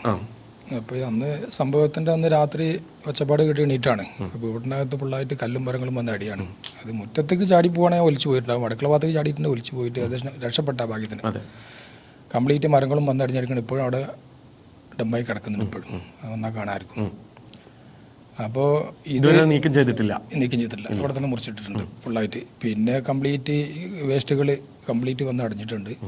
രണ്ടാമത്തെ കാര്യം എന്ന് പറഞ്ഞു കഴിഞ്ഞാൽ എൻ്റെ ഈ വീടിൻ്റെ സൈഡിൽ തോടുണ്ട്. ഈ തോട് നേരെ പുഴയൊക്കെയാണ് വരുന്നത്. ആ പുഴ പൊങ്ങിയിട്ട് അവിടെ നിന്ന് റിട്ടേൺ വന്നിട്ടുള്ളതാണ്. അത് 18-ലും 19-ലും പള്ളിൻ്റെ കുന്നിടിഞ്ഞിട്ട് അന്നും വെള്ളം കയറിയിരുന്നു. ഓപ്പോസിറ്റ് പള്ളിൻ്റെ കുന്നാണ്. മുസ്ലിങ്ങൾ വന്ന് കണ്ടിട്ട് പോയിരിക്കണം. അപ്പോൾ പറയാനുള്ള കാര്യം എന്ന് വെച്ച് കഴിഞ്ഞാൽ ഈ നമ്മളെ വില്ലേജിൻ്റെ അവിടെ ഒരു തോടാണല്ലോ. ആ തോടിൻ്റെ സൈഡിലെ ആളുകളൊക്കെ സർക്കാർ ഇഷ്ടപ്പെട്ടിട്ടുണ്ട്. അവർ പെട്ട അർഹരാണ് പറഞ്ഞത്. അവർ വീട്ടിൽ വെള്ളം കയറിയിട്ട് നിർബന്ധമായിട്ട് കിട്ടണം അവർക്ക്. ആ പുഴ പോകുന്നത് ആ തോട് പോകുന്നത് പുഴയ്ക്കാണ്. ആ പുഴ കയറ്റിട്ട് അവരുടെ വീട്ടിൽ വെള്ളം കയറി സർക്കാർ ലിസ്റ്റിൽ ഫേസ് 1-ൽ വന്നു. അതേ തോടാണ് ഇങ്ങോട്ടും കയറിയിട്ട് നമ്മൾ ലിസ്റ്റിൽ വന്നത്. ഇപ്പോൾ രണ്ട് നീതിയല്ലേ? ഇപ്പോൾ ഏതൊരു വ്യക്തി വന്നാലും ഇന്ന് അവിടെ തെളിവായിട്ട് കാണാനുണ്ട്. എൻ്റെ വിശ്വാസം തന്നിട്ടുണ്ട് ഉണ്ട്. അപ്പോൾ ഇതിൻ്റെ കാരണം ചോദിച്ച് എന്തെങ്ങനെ സംഭവിക്കാൻ അവർ ചോദിച്ചപ്പോൾ ഉദ്യോഗസ്ഥന്മാർ നിങ്ങൾ കല്ലിൻ്റെ പുറത്താന്ന് പറഞ്ഞിട്ട് കല്ലിനോട് ചേർന്ന പിന്നെ ഈ കല്ലിൻ്റെ പുറത്ത് ഈ കല്ലും വരും വരാൻ പാടില്ലല്ലോ. മത്തായി കമ്മീഷന്റെ കല്ലിന് പുറത്ത് ഈ മരങ്ങൾ വന്ന് അടിയാൻ പാടില്ലല്ലോ. അങ്ങനെയാണെങ്കിൽ മത്തായി കമ്മീഷന്റെ കല്ലിൻ്റെ ഫസ്റ്റ് വീട് ഞാനാണ്. കല്ലിട്ടതിൻ്റെ ഫസ്റ്റ് വീട് ഞാനാണ്. ഈ ഒരു കാരണമാണ് എന്നോട് പറഞ്ഞിട്ടുള്ളത്. ഒരുപാട് ഉദ്യോഗസ്ഥന്മാർ അനാസ്ഥ ഉണ്ടാവും, പക്ഷേ അവർക്കൊക്കെ നല്ല ബുദ്ധി കൊടുക്കട്ടെ. ഇനിയും നമ്മളിപ്പോൾ അവർ കുറ്റം പറയണ്ട, അവർക്ക് എന്തോ അങ്ങനെ തോന്നിപ്പോയി. ഇപ്പോൾ അവർ പാശ്ചാത്യപ്പിക്ക് ഉണ്ടാവും എനിക്കറിയാം. ഇപ്പം ഇന്നലെ KSTൻ്റെ ടീമുകൾ വന്നിട്ട് കംപ്ലീറ്റ് അവർ അരിച്ചു പെറുക്കി അന്വേഷിച്ചു. അവർ നോക്കി അവരെന്നോട് ചോദിച്ചു നിങ്ങൾ ഫേസ് 1-ൽ വരേണ്ട ആളല്ലേ? ചോദിച്ചാണ്. ഫേസ് 1-ൽ വന്നില്ലല്ലോ, ഫേസ് 1-ൽ വരേണ്ട ആളാണ് ശരിക്കും. അപ്പം എന്താ കാരണം ചോദിച്ചു. ഞാൻ പറഞ്ഞു പിന്നെ കാരണം വന്നതിനെ പറ്റിയൊന്നും പറഞ്ഞിട്ട് കാര്യമില്ല, വരാൻ നോക്കുക. അവർ ഉദ്യോഗസ്ഥന്മാർ സർക്കാർ തിരുവനന്തപുരത്ത് നിന്ന് അവരൊക്കെ ടീമിനെ അയച്ചവർ സുതാര്യമായിട്ടാണ് പരിശോധിക്കണേ. A to Z കറക്റ്റ് കാര്യങ്ങൾ അന്വേഷിച്ചിട്ടാണ് മുടിനാരെ പരിശോധിക്കുന്നത്. ഇപ്പോൾ വന്ന ടീം അന്നേരം വന്ന ടീം അവർ അന്വേഷിച്ചിട്ട് അവർക്ക് ബോധ്യപ്പെട്ടിട്ടുണ്ട്. ഇപ്പോൾ എങ്ങനെ സംഭവം? പിന്നെ ഇപ്പോൾ ഉദ്യോഗസ്ഥന്മാർ കുറേ പഴിചാരിയിട്ടൊന്നും കാര്യമില്ല. സംഭവിച്ചൊക്കെ സംഭവിച്ചു. അവർക്കെല്ലാം എന്താ നല്ല ബുദ്ധി കൊടുക്കട്ടെ. അല്ല എന്താണ് ഇപ്പോൾ നിങ്ങൾ ആ ഒരു സംഭവത്തിന് ശേഷം നിങ്ങളിപ്പം കളക്ടർ ഉൾപ്പെടെ കാണുമ്പോൾ പറയുന്നത് ഈ കല്ലിന് ഒറ്റ കാരണം കല്ലിന്റെ പുറത്തുനിന്നുള്ള കാരണമാണ്. ഈ കല്ലിന്റെ പുറത്ത് ഈ മരങ്ങൾ വരാൻ പാടില്ല. അങ്ങനെയാണ് ഇത്രയും സാധനങ്ങൾ നിങ്ങൾ വന്നാലും ദുരന്തത്തിൽ എന്തൊക്കെയാണ് നഷ്ടമായിരിക്കുന്നത്? നഷ്ടപ്പെട്ടെന്ന് പറഞ്ഞു കഴിഞ്ഞാൽ വീടിന് സ്റ്റെപ്പൊക്കെ വന്ന് പൊട്ടിയിട്ടുണ്ട്. വീടിന്റെ സ്റ്റെപ്പൊക്കെ ഇടിച്ചിട്ടൊക്കെ വെള്ളം കയറി നഷ്ടമായതാണ്. കിണറൊക്കെ ഫുള്ളായിട്ട് മൂടി. സന്നദ്ധ സംഘടനയിൽ 29 ദിവസമാണ് 29 ആൾ 2.5 ദിവസമാണ് ഈ സന്നദ്ധ സംഘടന എൻ്റെ വീടിൻ്റെ അവിടെ പണിയെടുത്തതെന്ന് ക്ലിയർ ആക്കിയത്. കോട്ടയത്ത് നിന്ന് വന്നൊരു ടീമാണ് കിണറൊക്കെ കഴിയുന്നത്. കിണറൊക്കെ മൂടിയിരുന്നു. മതിലൊക്കെ ഇടിഞ്ഞ് പൊളിഞ്ഞ് 100 വെട്ടുകൾ കാണാമല്ലോ. അപ്പോൾ എന്തുമാത്രം സ്പീഡിൽ വെള്ളം പോയിക്കുണ്ടാവും. നിങ്ങൾക്ക് വന്നാൽ കാണാൻ കഴിയും. ഒരുപാട് ടൗണിൽ തന്നെ ടൗൺ നോക്കിയാൽ കാണാം. പിന്നെ വേറൊരു അതിൻ്റെ ഒരു സംഭവം എന്ന് പറഞ്ഞു കഴിഞ്ഞാൽ എൻ്റെ 10 മീറ്റർ അകലുള്ള വീട്ടിലെ ആൾ ലിസ്റ്റിൽ വന്നിട്ടുണ്ട്. ലിസ്റ്റിൽ വരട്ടെ, അയാൾക്ക് കിട്ടണം. ഒരേ സർവേ നമ്പറിൽ എൻ്റെ വീടിൻ്റെ അവിടെ നിന്ന് 10 മീറ്റർ ഉള്ള വ്യക്തി അയാൾക്ക് കിട്ടണം. 100% അപ്പോൾ കിട്ടണം. ആ മാനദണ്ഡം കൊണ്ട് എന്തുകൊണ്ട് നിങ്ങൾക്ക് കിട്ടുന്നില്ല? നമ്മൾ ഇതേമാതിരി സർക്കാരിലേക്ക് നീതി അടിച്ചിട്ട് ജീവിക്കുന്നൊരു വ്യക്തിയാണ്. ദുരന്തബാധ എന്ന് പറഞ്ഞു കഴിഞ്ഞാൽ ഈ ഉരുള് പൊട്ടിയിട്ട് വീട്ടിലേക്ക് വലിച്ചു വന്നവൻ ദുരിതബാധനാണല്ലോ, അല്ലേ? അനർഹമായിട്ട് യാതൊന്നും നമുക്ക് വേണ്ട. അപ്പൊ ഇന്നലെ വന്ന ഉദ്യോഗസ്ഥന്മാർക്ക് ഇതെല്ലാം ആർക്ക് വന്നു കഴിഞ്ഞാലും നോക്കിയാൽ കാണാവുന്ന ഒരു സംഭവമാണത്. ഇന്നും അവിടെ തെളിവായിട്ടുണ്ട്. നിങ്ങൾക്ക് വന്നാലും നിങ്ങൾക്കും കാണാം, എല്ലാവർക്കും കാണാം. വരുന്നവരൊക്കെ എൻ്റെ നാട്ടുകാർ വലിയ കുറേ ആളുകൾ എന്നെ ചോദിക്കും, നിങ്ങൾ ഫസ്റ്റ് ലിസ്റ്റിൽ വരേണ്ട ആളല്ലേ, കേസ് 1 വരേണ്ട ആളല്ലേ? എനിക്ക് ദിനപത്ത് പോലും അവർ തരുന്നില്ല, വാടക തരുന്നുണ്ട്. ദിനപത്ത് എന്തുകൊണ്ടാണ് പറയുന്നത്? കാരണം കൊണ്ട് എനിക്ക് വണ്ടി ഉണ്ട് എന്നാണ് അവിടെ റിപ്പോർട്ടുള്ളത്. ഇന്ന് വരെ 2 വീലർ പോലും എനിക്കില്ലാത്തൊരു വ്യക്തിയാണ്. 4 വീലർ പോയിട്ട് 2 വീലർ പോലും എൻ്റെ ജീവിതത്തിൽ ഇന്ന് വരെ എനിക്കില്ല. ഇതൊക്കെ അവിടെ റിപ്പോർട്ട് കൊടുത്ത ഓരോരുത്തർ ഞാൻ പറ്റും. എങ്ങനെയാണ് ഇത് നിങ്ങളടുത്ത് വന്ന് അന്വേഷിക്കാതെ അപ്പോൾ ആ റിപ്പോർട്ട് ഏത് തരത്തിലാണ്? അവിടെയാണ് എൻ്റെ ഫോൾട്ട്. അപ്പം ഞാൻ നിരന്തരം പിന്നെ അധികാരികളായിട്ട് ബന്ധപ്പെട്ട് നിങ്ങൾ വന്നൊന്ന് പരിശോധിക്കണം എന്ന് പറഞ്ഞപ്പം ഒരു അധികാരി എന്നോട് പറഞ്ഞു, അല്ല ഞാൻ അന്വേഷിച്ചിട്ടുണ്ടെന്ന് പറഞ്ഞു. അവർ വരണല്ലോ അങ്ങനെ വീട്ടിലേക്ക്, ഉള്ളോട്ടൊന്നും കയറിപ്പണ്ട. മെയിൻ റോഡിൻ്റെ സെക്കൻഡ് പ്ലോട്ടാണ്. ടൗണിൽ നിന്ന് നോക്കിയാൽ കാണുന്ന 10 മീറ്റർ ദൂരമുള്ള എൻ്റെ വീട്ടിലേക്ക്. നിങ്ങൾ വിളിച്ചത് നിങ്ങൾ വന്ന് നോക്കാണ്ട് നിനക്ക് എന്ത് സംഭവിച്ചത് നോക്കാണ്ട് റിപ്പോർട്ട് കൊടുക്കരുതല്ലോ. പക്ഷേ അയാൾ പറഞ്ഞത് എന്നോട് ഞാൻ റിപ്പോർട്ട് കൊടുത്തിട്ടുണ്ട് എന്ന് മാത്രമേ പറഞ്ഞോളൂ. എന്തുകൊണ്ട് അയാൾ വന്നില്ല? നമ്മളെ കാര്യങ്ങൾ നോക്കേണ്ട അധികാരികളാണല്ലോ അവർ, അല്ലേ? ഒരു വൈരാഗ്യബുദ്ധിയോടെ നമ്മൾ പെരുമാറി നമ്മൾ അവരോട് തെറ്റും ചെയ്തിട്ടില്ലല്ലോ. എന്തോ ഇനിയിപ്പോൾ അവരൊന്നും കുറ്റം പറയണ്ട, ഇങ്ങനെയൊക്കെ സംഭവിച്ചു. ഇന്നലെ വന്ന ഉദ്യോഗസ്ഥന്മാരെ അത് കറക്റ്റ് ചെയ്തിട്ട് കാര്യം പോയിട്ട് അവരെന്നോട് ഫസ്റ്റ് നിങ്ങൾ എന്തുകൊണ്ട് ലിസ്റ്റിൽ വന്നില്ല എന്ന് ആദ്യം ചോദിച്ചു. ഇതെല്ലാം കണ്ടിട്ട് അവരോട് ഞാൻ പറഞ്ഞില്ല ഇനിയൊരു പ്രതീക്ഷ തരണല്ലോ. കാരണം നിർബന്ധം നമുക്ക് തന്നല്ല പറ്റൂ. ദുരന്ത ബാധിതർക്ക് കൊടുക്കണം. ഉരുള് പൊട്ടി ദുരന്ത ബാധിത പറഞ്ഞു കഴിഞ്ഞാൽ എന്താ നിനക്ക് കാണിച്ചു തരാൻ, നിനക്ക് എന്താ സംഭവിച്ചു എനിക്ക് കാണിച്ചു തരാൻ അവിടെ ഉണ്ട്, അന്നും ഇന്നുണ്ട്. പിന്നെ മത്തായി കമ്മീഷന്റെ കല്ല് മാനദണ്ഡം വെക്കണം. ആ കല്ലിക്ക് പറയും ഈ മരങ്ങൾ വരാൻ പാടില്ല. അവിടെ പഴയതെടുക്കണ ഒരു വാസു വിജയനക്കാരെ വാസു കൊടുക്കുന്ന ഒരാളുണ്ട്. ആൾ 3 പ്രാവശ്യമാണ് ആ വീട്ടിൽ നിന്ന് കൊട്ട, ചട്ടി, മുറം, കൈക്കോട്ട് ഇങ്ങനത്തെ സാധനങ്ങൾ, വേസ്റ്റ് സാധനങ്ങൾ, ഇരുമ്പിൻ്റെ ഒക്കെ സാധനങ്ങൾ എൻ്റെ വീട്ടിൽ നിന്ന് കൊണ്ടുപോയത് 3 പ്രാവശ്യം കുടിച്ചിൽ കൊണ്ടുപോയി. അപ്പം അതുമാത്രം സാധനങ്ങൾ വന്ന് അടിഞ്ഞിട്ടുള്ളതാണ്. അത് നിങ്ങൾ വന്നാൽ ഈ സെക്കൻഡ് വന്ന് ചുരുക്കി പറയുകയാണെങ്കിൽ ദുരന്തം നേരിട്ട് ബാധിച്ച ഒരാൾക്ക് വീട് കിട്ടിയില്ല എന്നുള്ളതാണ് ഏറ്റവും വലിയ പരാതി. അതിപ്പോൾ എന്തൊക്കെ ഉദ്യോഗസ്ഥന്മാരെ സംഭവിച്ചു പോയി, ഞാൻ സംഭവിച്ചതിനെ പറ്റി ഒന്നും പറയുന്നില്ല. മനുഷ്യന്മാരല്ലേ, തെറ്റ് പറ്റിയുണ്ടാവും. പക്ഷെ ഒരു പുനർവിചിന്തനം ഇനി ഉണ്ടാവണം, അവർക്ക് ഉണ്ടാവും, അവർക്ക് ഉണ്ടായിട്ടുണ്ടാവും. തീർച്ചയായും അർഹരായവർക്ക് കൊടുക്കണം എന്നുള്ളത് അത് തീർച്ചയായും വേണം. പിന്നെ എന്റെ 10 മീറ്റർ അകലെയുള്ള വീട്ടുകാരന് ഇത് കിട്ടി, കിട്ടട്ടെ. എന്തുകൊണ്ട് ഒരേ സർവേ നമ്മൾ തീർച്ചയായും ചോദിക്കാനുള്ള ഒരു ബാധ്യത കൂടി നിങ്ങൾക്കുണ്ട്. അതെ, അത്രേ ഉള്ളൂ. ഓക്കെ. എന്താണ് ചേട്ടന് എവിടുന്നാ വരുന്നത്? മുണ്ടക്കായായിരുന്നു താമസം. അപ്പോൾ ഞങ്ങൾ വന്ന് ഇപ്പോൾ സ്കൂൾ റോട്ടിലാണ് ഞങ്ങൾ ഇപ്പോൾ ഇരിക്കുന്നത്. പക്ഷേ ഞങ്ങൾ ഈ മുണ്ടക്കായിൽ 84 ഒരു ഉള്ളു പൊട്ടുണ്ടായിരുന്നു. 2019 പൊട്ടി, 2020 പൊട്ടി, ഇപ്പോഴും പൊട്ടി. അപ്പോൾ ഞങ്ങൾ ഇപ്പോൾ എൻ്റെ എസ്റ്റേറ്റിലായിരുന്നു പണി. അപ്പോൾ ഞങ്ങൾ മുണ്ടക്കായി ചൂരൽമല ഞങ്ങൾ എല്ലാവരും ഒരു അമ്പലമായാലും പള്ളിയായാലും ഒരുമിച്ച് ജീവിച്ചിരുന്ന ഒരു ആൾക്കാരാണ്. എന്ത് പരിപാടി അങ്ങോട്ടും ഇങ്ങോട്ടും ഒരു ജാതിഭേദമില്ലാതെ നടന്നൊരു സ്ഥലമാണ് മുണ്ടക്കായും ചൂരൽമലയും.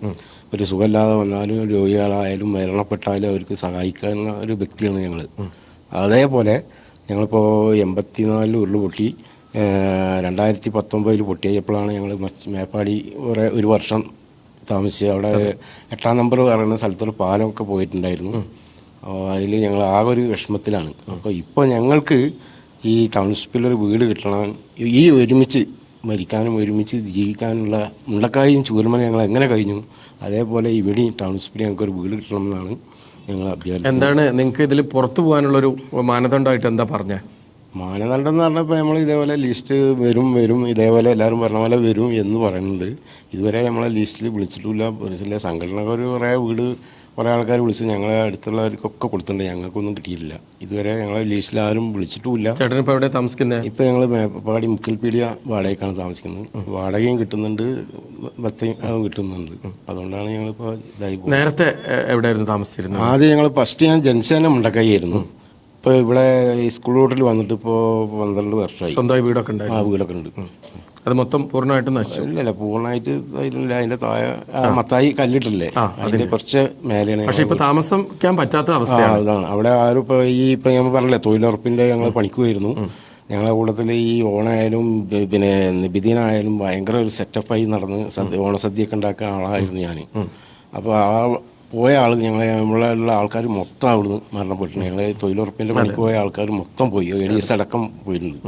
അപ്പോൾ അതുകൊണ്ടാണ് ഞങ്ങൾക്കൊരു വിഷമം. അപ്പോൾ ഞങ്ങൾ ഇപ്പോൾ അഭ്യർത്ഥിക്കുന്നത് എന്താ അറിയോ, ഈ ടൗൺഷിപ്പിൽ ഞങ്ങൾ ചൂരൽമല മുണ്ടക്കായി എങ്ങനെ കഴിഞ്ഞു അതേപോലെ ഒരു വീട് കിട്ടാനാണ്. അതിലെല്ലാവിധ അർഹതപ്പെട്ടത് തന്നെയാണ് തീർച്ചയായും. ഓക്കെ ചേച്ചി, എവിടുന്നാണ് വരുന്നത്? ഞാൻ മുണ്ടക്കൈ പാടിയിലായിരുന്നു.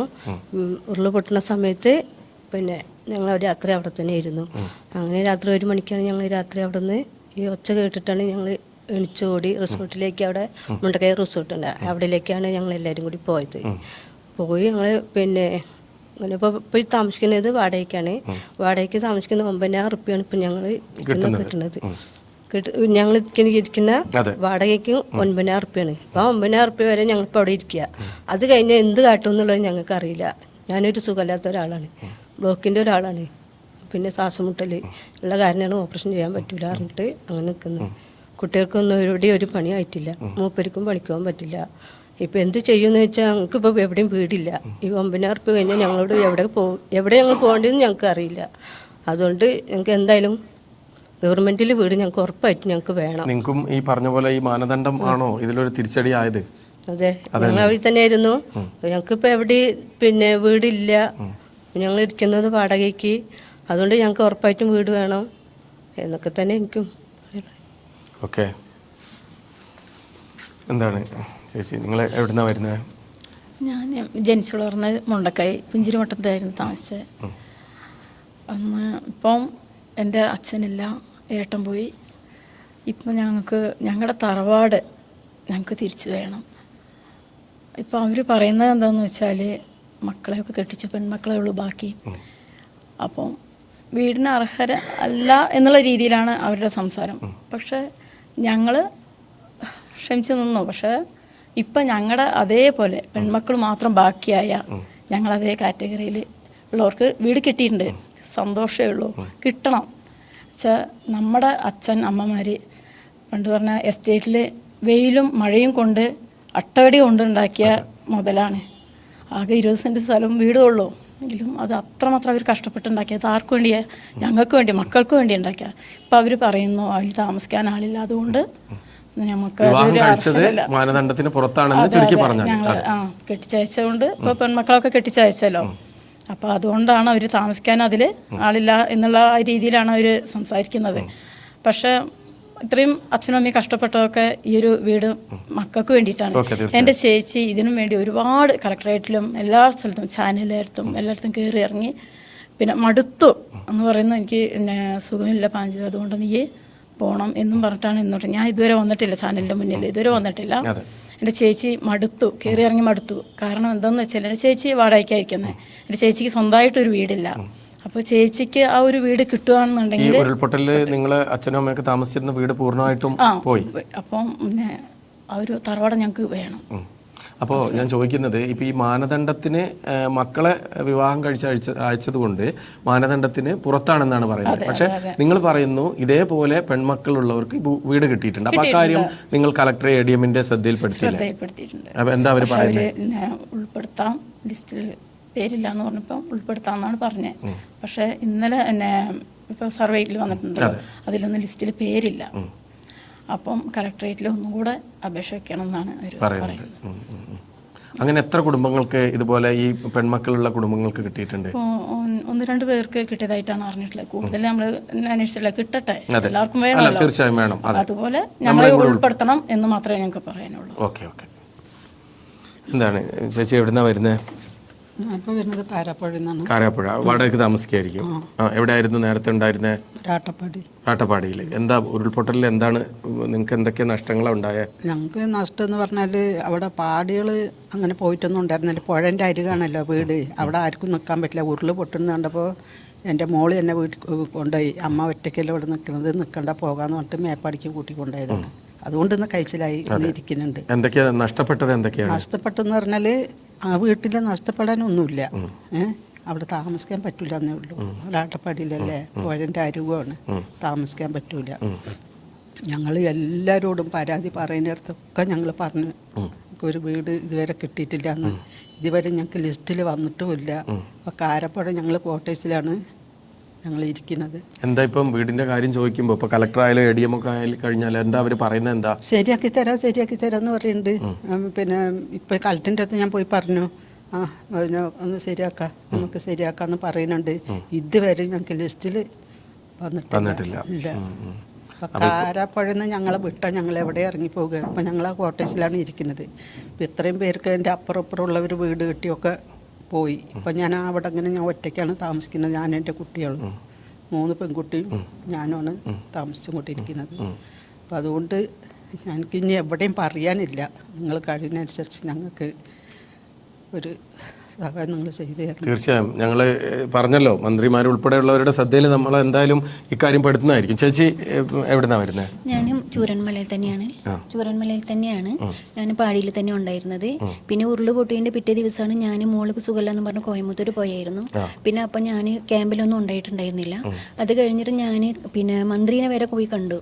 ഞങ്ങളിലെല്ലാം എഴുതി കൊടുത്ത് കലക്ടറെ പോയി കണ്ടു. കലക്ടറെ പോയിട്ട് ഞാൻ 3 പ്രാവശ്യം ഞാൻ പോയി കണ്ടു. എന്നിട്ട് അവർ ഇവിടെ റാട്ടപ്പാടിയിലുള്ളവർക്കൊന്നും ഞങ്ങൾ ലിസ്റ്റിൽ വന്നിട്ടില്ല. അത് ഞങ്ങൾ വരുമ്പോൾ ഞങ്ങൾ പറയാമെന്നും പറഞ്ഞുകൊണ്ട് അവർ നിന്നു. ഇപ്പം എന്താണെന്ന് വെച്ചാൽ ഞങ്ങൾക്ക് ഇരിക്കാനൊരു വീടില്ല. ഇപ്പോൾ കോട്ടേഴ്സിലാണ് ഞങ്ങൾ ഇരുന്നുകൊണ്ടിരിക്കുന്നത്. അതുകൊണ്ട് എൻ്റെ പേര് ഏതിലും വന്നിട്ടില്ല എന്നും പറഞ്ഞ് എന്നെ അവർ ഒഴിവാക്കിയിട്ടുണ്ട്. അതുകൊണ്ട് എങ്ങനെയെങ്കിലും എനിക്കൊരു വീട് എങ്ങനെയും റെഡിയാക്കി തരാം. ഞങ്ങൾ പാടിയിലായിരുന്നു, റാട്ടപ്പാടി പാടിയിലായിരുന്നു. ഇവിടെ എത്ര വർഷം ഉണ്ടായി ഞങ്ങൾ ജനിച്ചു വളർന്നതൊക്കെ പറഞ്ഞതും മറ്റുള്ളവർ പറഞ്ഞതുപോലെ തന്നെയാണ്. ഇപ്പം ഈ മാനദണ്ഡത്തിന് പുറത്ത് നിന്നുള്ളത്. പക്ഷെ ഇപ്പം ഈ ഒരു സർക്കാരിന്റെ ഈ 9,000 രൂപ നിന്ന് ഇല്ല, എനിക്കത് വരാറില്ല. എന്താന്ന് വെച്ചാൽ എന്നെ കെട്ടിച്ചോട് തമിഴ്നാട്ടിലായതുകൊണ്ട് ഹസ്ബൻഡ് മരിച്ചിട്ട് അവിടെ ഞാൻ അങ്ങനെ ഉടനെ ഞാൻ ഇങ്ങോട്ടേക്ക് തന്നെ വന്ന് കുറെ വർഷങ്ങളായി. എല്ലാവർക്കും അറിയാം ഞാൻ ഇവിടെ തന്നെ ഉള്ളത്. ജനിച്ചു വളർന്നത് മുണ്ടക്കയിലാണ്. എസ്റ്റേറ്റിൽ ജോലി ചെയ്തായിരുന്നു, ഇപ്പൊ ഇല്ല. അതുകൊണ്ട് പാടിയിൽ വാടകയ്ക്ക് തന്നെയായിരുന്നു. വീടുമില്ല, ഒന്നുമില്ല. ഇപ്പൊ ഞാൻ കോട്ടേഴ്സിൽ വാഴവെട്ടിലെ കാരാപ്പുഴയിലാണ് ഇരിക്കുന്നത്. അതുകൊണ്ട് എനിക്ക് എന്തെങ്കിലും ഒരു സഹായം നിങ്ങൾ ചെയ്തു തരണം. മക്കള് മോള് വന്നിട്ട് കോയമ്പത്തൂരാണ് ഉള്ളത്. മോന് വന്നിട്ട് പിന്നെ കല്യാണം കഴിഞ്ഞ് അവരെ ഫാമിലിയോടെ പോയി. പിന്നെ നോക്കാൻ ആരുമില്ല, ഹസ്ബൻഡ് ഇല്ല. ഗർഭപാത്രം എടുത്തതാണ്. എനിക്ക് മര്യാദയ്ക്ക് ഒരു ജോലി ചെയ്യാൻ പറ്റുന്നില്ല. അപ്പോൾ അതുകൊണ്ട് ഒരു സഹായം വേണം. പിന്നെ മന്ത്രിനെ വരെ ഞങ്ങൾ പോയി കണ്ടു. അപ്പോൾ മന്ത്രി പറഞ്ഞു ഞങ്ങളിത് നോക്കാമെന്ന് പറഞ്ഞു. പിന്നെ മന്ത്രി വിളിക്കുകയും പിടിക്കുകയും ഒന്നും ചെയ്തിട്ടില്ല. പിന്നെ കലക്ടർ പോയി കണ്ടു. കലക്ടർ പോയിട്ട് 3 പ്രാവശ്യം ഞങ്ങൾ അപേക്ഷ എഴുതി കൊടുത്തു. അപ്പോൾ അവർ പറഞ്ഞു റാട്ടപ്പാടിയത്തി ഒന്നും ഇവിടെ വന്നിട്ടില്ല, വരുമ്പോൾ ഞങ്ങൾ എന്തെങ്കിലുമൊക്കെ പറയാമെന്ന് പറഞ്ഞു. ഇപ്പം ഞങ്ങളൊരു വിളിയും പറച്ചിലും ഒന്നുമില്ല. അപ്പം എൻ്റെ റേഷൻ കാർഡ് തമിഴ്നാട്ടിലായതുകൊണ്ട് എനിക്കിവിടെ ഒരു അനുകൂലം എനിക്കവർ തരുന്നില്ല. വാടക എന്ന് പറഞ്ഞാൽ അന്നന്ന് ഞാൻ ഇഞ്ചിക്കൈ കളപ്പറിക്കാൻ പോയിട്ട് അന്നന്ന് അങ്ങനെ ഞാൻ ജീവിക്കുന്നതാണ്. അങ്ങനെ ഞാൻ വാടക കൊടുക്കുന്നില്ല. ഒരു സകലം എനിക്കില്ല, ഒന്നും തന്നിട്ടില്ല. അതുകൊണ്ട് എന്തെങ്കിലും ഇവിടെ പാടിയിലായിരുന്നു. സംഭവം നടക്കും പാടിയിലായിരുന്നു. പിറ്റേ ദിവസം മോൾക്ക് സുഖമില്ലെന്ന് പറഞ്ഞ് ഞാൻ കോയമ്പത്തൂർ പോയി. അപ്പോൾ ക്യാമ്പിൽ വരാൻ എനിക്ക് പറ്റിയിട്ടുണ്ടായിരുന്നില്ല. അപ്പോൾ ഇവർ പറഞ്ഞു ക്യാമ്പിലൊന്നും എവിടെയില്ല, എവിടെ ലിസ്റ്റിലൊന്നും ഇല്ല എന്ന് പറഞ്ഞു. നിങ്ങൾ എവിടെ വേണമെങ്കിലും പോയി ചോദിക്കാം. മുണ്ടക്കയിൽ ഞാൻ ഉണ്ടായതാണോ? ചൂരന്മല ബഷീറാക്കൻ്റെ കടയിൽ വരെ ഞാൻ ഹോട്ടലിൽ ജോലി ചെയ്തിട്ടാണ് എൻ്റെ മോളെ പഠിക്കാൻ വെച്ചതും ജോലി മേടിച്ചതൊക്കെ. അതുകൊണ്ട് എങ്ങനെയെങ്കിലും എനിക്കൊരു സഹായം, നിങ്ങൾ ഒരു വീട് എങ്ങനെയെങ്കിലും എനിക്കൊന്ന് മേടിച്ച് തരണം. ഈ ഒരു സംഭവത്തിൽ ഇപ്പോൾ പലരും അവരുടെ ഓരോ കാര്യങ്ങൾ കൃത്യമായി തന്നെ വ്യക്തമാക്കുകയുണ്ടായി. അവർക്ക് എന്തുകൊണ്ട് വീട് ലഭിച്ചില്ല, അതിനുള്ളൊരു കാരണം എന്താണെന്ന് അവർ തന്നെ കൃത്യമായി പറയുന്നു. പക്ഷേ ഇതിൽ ആർക്കും സ്വന്തമായി വീടോ അല്ലെങ്കിൽ ഒക്കെ ഈ പാടിയിൽ വാടകയ്ക്ക് താമസിക്കുകയോ എല്ലാം നഷ്ടപ്പെട്ടു. ഈ ദുരന്തത്തിലെല്ലാം നഷ്ടപ്പെട്ടു. ഇപ്പോൾ നമ്മുടെ ഈ ഒരു വിജയൻ മഠത്തിൽ അദ്ദേഹം ഈ കാര്യത്തിലൊക്കെ ഒരുപാട് പ്രവർത്തിക്കുന്ന ഒരാൾ കൂടിയാണ്. ഇവരുടെയൊക്കെ വിഷയങ്ങൾ അദ്ദേഹത്തിന് ഈ 2ാമത്തെ ഇതിൽ അദ്ദേഹത്തിന് ഒരുപാട് നഷ്ടങ്ങൾ ഈ ദുരന്തത്തെ തുടർന്നുണ്ടായിട്ടുണ്ട്.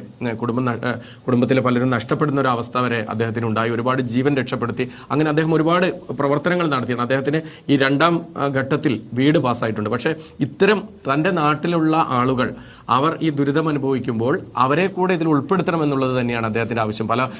ഞങ്ങളുടെ പരിപാടിയിൽ തന്നെ അദ്ദേഹം ഈ കാര്യം ആവശ്യപ്പെട്ടിട്ടുണ്ട്. നമുക്ക് അദ്ദേഹത്തോട് തന്നെ ചോദിക്കാം. ശ്രീ വിജയൻ മഠത്തിൽ, എന്താണ് ഇപ്പോൾ അവരുടെ അവസ്ഥകളൊക്കെ കൃത്യമായി തന്നെ അവർ പറഞ്ഞു. ഒന്നുമില്ലാത്തവർ, എല്ലാം ജീവിതം എന്നുള്ളത് ഒന്നിൽ നിന്ന് തുടങ്ങേണ്ട ഒരു അവസ്ഥയാണ്. എന്താണ് ഈ കാര്യത്തിൽ പറയാനുള്ളത്? ഇത് മാത്രമല്ല, ഇനി ആ മുണ്ടക്കയിലും പടവട്ടിയിലുള്ള ആൾക്കാർ ഇനി നമുക്ക് വരാനുണ്ട് ഇവിടെ. കാരണം ഇന്ന് അവിടെ സർവേ നടക്കുന്നതുകൊണ്ട് എല്ലാവരും അവിടെ പോയതാണ്. അല്ലെങ്കിൽ നിങ്ങളെ ഈ ആൾ ഫുള്ളാകും. കാരണം ഈ വന്നതൊക്കെ യഥാർത്ഥ ദുരന്തബാധിതരാണ്. അതാണ് നമ്മൾ ആദ്യം ശ്രദ്ധിക്കേണ്ട. കാരണം ഇവർ പടവട്ടിക്കൊന്നുള്ള നമ്മളത് സായർ എന്ന് പറയുന്നത് എല്ലാവരും വീട് നമുക്ക് നേരെ ചൂണ്ടിക്കാണിക്കാൻ പറ്റും എവിടെയാണ് താമസിച്ചത്. എല്ലാ തെളിവ് ഉള്ളവരാണ്. അത് ഉദ്യോഗസ്ഥന്മാരോ നമ്മളെ ചാനലുകാരോ എല്ലാം വന്നാൽ നമുക്ക് അവരോട് നേരിട്ട്. ഇപ്പോൾ മണിയേട്ടൻ പടവട്ടിക്കുന്നിൽ മുണ്ടക്കയിൽ നിന്ന് പാടിന്ന് വന്നിട്ട് പടവട്ടിക്കുന്നിൽ വീട് എടുത്തിട്ട് 5-8 വർഷമായി അവിടെ താമസിക്കുന്നത്. അവിടെ ഒരു മനുഷ്യന് താമസിക്കാൻ കഴിയില്ല. അതുപോലെ വിൻലാൽ, ഈ അയ്യപ്പൻ എന്ന് പറയുന്നത്, അവരെ അയ്യപ്പേട്ടൻ്റെ ഏട്ടൻ മരിച്ചുപോയി, അയ്യപ്പേട്ടൻ്റെ അമ്മ മരിച്ചുപോയി, അയ്യപ്പേട്ടൻ്റെ അമ്മ മരിച്ചുപോയി, അവരെ ഫാമിലി മൊത്തം പോയി. അവർ ആ പാടിയിലാണെന്നുള്ള ഒരു ഒറ്റ കാറ്റഗറി വെച്ചിട്ടാണ് ഇതില്ല. എന്നാൽ ആ പാടിക്കാർക്ക് വേറെ കിട്ടിയിട്ടുണ്ട്. അതാണ് ഇതിൽ ഏറ്റവും പ്രധാനപ്പെട്ട ഒരു കാര്യം. അത് പരിശോധിക്കേണ്ടത്, അത് പരിശോധിക്കും. ഞാൻ ഇവരൊപ്പം നിൽക്കുന്നതെന്ന് വെച്ചാൽ, ഇത് നമ്മൾ മുണ്ടക്കൈ ഒരു ചെറിയൊരു എളിയ പ്രവർത്തനം എന്ന നിലയിൽ ഇവരെ കുറിച്ചൊക്കെ എനിക്ക് കൃത്യമായിട്ട് അറിയാം. ഇവർക്ക് അർഹരാണ്. നമ്മൾ നുണ പറഞ്ഞിട്ടോ അല്ലെങ്കിൽ ഒരു കള്ളം പറഞ്ഞിട്ടോ വീട് വാങ്ങിക്കൊടുക്കേണ്ട ആവശ്യമില്ല. ഒരുപാട് കള്ളത്തരങ്ങൾ ഇതിൽ നടക്കുന്നുണ്ട്. കാരണം ഒരു ദിവസം നടക്കുമ്പോൾ വരും.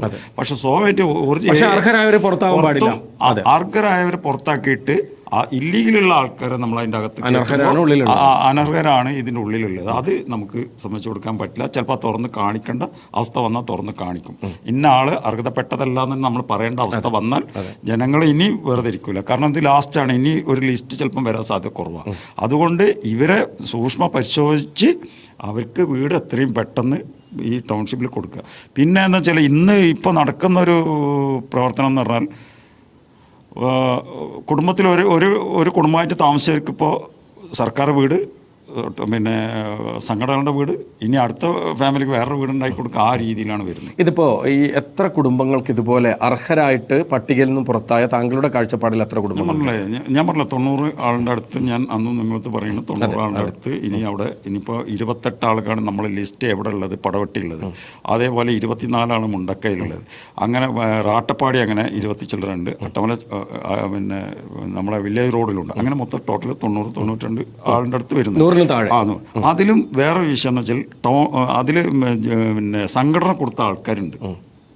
അത് സർക്കാരും മറ്റു അവിടുത്തെ ജനപ്രതിനിധികളും മറ്റൊരാളാണ് തീരുമാനിക്കേണ്ടത് അത് എങ്ങനെ കൊടുക്കണം എന്നുള്ളത്. പക്ഷേ ഇവിടെ അർഹതപ്പെട്ടവർ പുറത്ത് നിൽക്കുമ്പോൾ പിന്നെ അത് മാത്രമല്ല, ഞാൻ മുണ്ടക്കൈ പുഞ്ചിരിമട്ടത്ത് താമസിക്കുന്ന ഗോപാലൻ എന്ന് പറയുന്ന 4 ആളാണ് അവർ മരിച്ചുപോയി.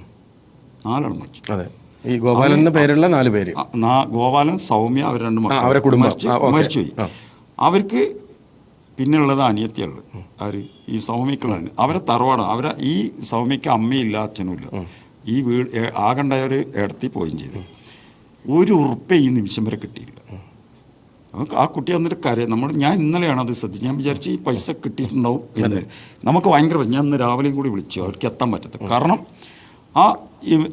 അതേപോലെയാണ് രാമസ്വാമിയുടെ ഇപ്പോൾ കാര്യം പറഞ്ഞില്ലേ. രാമസ്വാമൻ അവിടെ കട്ട അന്നത്തെ വണ്ടി പോലും പോകില്ല. കല്ല് ഏറ്റിക്കൊണ്ട് ഓരോ കല്ല് ഏറ്റിക്കൊണ്ടേറ്റ് വീട് പണി നടത്തിയതാണ്. പെൺകുട്ടികൾ എന്നുള്ളൊരു മാനദണ്ഡത്തിൽ ആ മാനദണ്ഡം എല്ലാവർക്കും കൊടുക്കട്ടെ. പക്ഷെ കൊടുത്തിട്ടുണ്ട്. അതും എൻ്റെ സുഹൃത്തുക്കളെയും എൻ്റെ കുടുംബത്തിൻ്റെയും ഒക്കെ ആൾക്കാർക്ക് കൊടുത്തിട്ടുണ്ട്. പക്ഷെ ഇവർക്കും കൊടുക്കണം. ഇവർക്ക് മാത്രമല്ല, പിന്നെ നമ്മളെ ഭാഷ കുഞ്ഞുമ്മ എന്ന് പറഞ്ഞ ആ 2 കുട്ടികൾ ആ 24 സെൻറ്റ് സ്ഥലം അവരെടുത്തത് എങ്ങനെ അറിയോ? എൻ്റെ ആ കൂലിപ്പണി പോയിട്ട് നാഗമല എസ്റ്റേറ്റിൽ ഏലക്കാട്ടിക്ക് പഴയ ഫാക്ടറിയിൽ ഭാഷ പണിക്ക് പോയിട്ട് അങ്ങനെ എടുത്ത ആ സ്ഥലം അവിടെ കിടക്കുക. ആ പാടി പോയി അവർ 2 ആൾ മരിച്ചുപോയി. പെൺകുട്ടികളാണ് കെട്ടിച്ച് വിട്ടെന്നുള്ള ഒരു മാനദണ്ഡം മാത്രം ആലോചിച്ച് നോക്കി. അപ്പം നമ്മൾ ഈ അതേപോലെ തന്നെ സുദേവൻ്റെ കാര്യം, ഞാൻ അന്നും സുദേവൻ്റെ കാര്യം നിങ്ങളെ സൂചിപ്പിച്ചു.